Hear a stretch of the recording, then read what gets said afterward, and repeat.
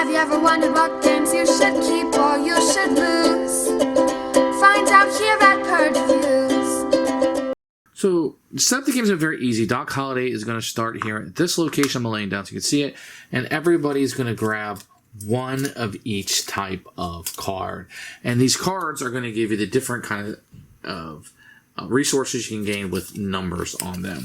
Then you're going to draw 16 tiles out of the bag. And you're going to put these down here for each of the different items that you have. You're going to put the higher number on the bottom.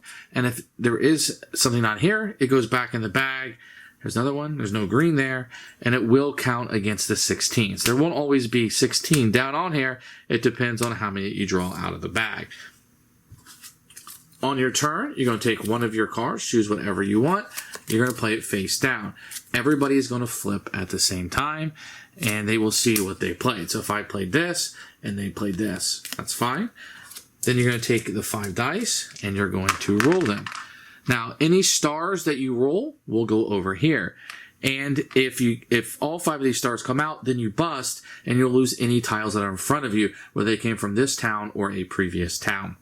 Then the 6s are going to allow these orange cards to score.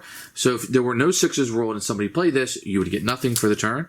And the little branding, the SD, will allow the cows to score. And you can see it has an icon up here. If there are no SD played and somebody played one of these, it's discarded and you don't get any tiles for it. So in this case, the red was drawn and orange. So whoever played the red would get the top red, and whoever played the orange, but there are no orange, so you would get nothing.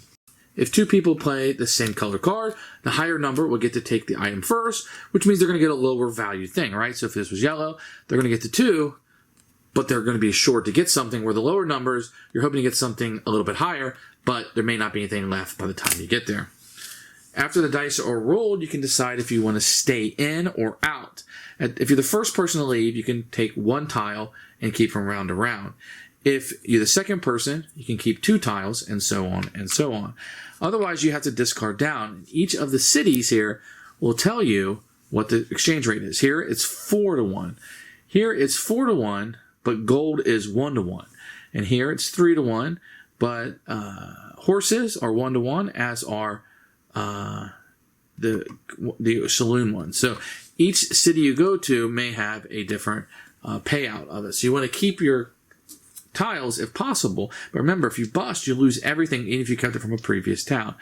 Once everybody passes or you bust, all these go back in the bag, and then you pull out 16 new ones, fill this board up, and you would play again. You'll continue to do this until you get to the last one where everything is worth 1 for 1.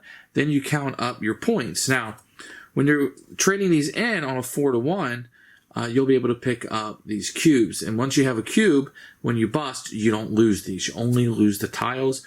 You're able to keep these. And so you're going to have these. The browns are worth 1. The grays are worth 5.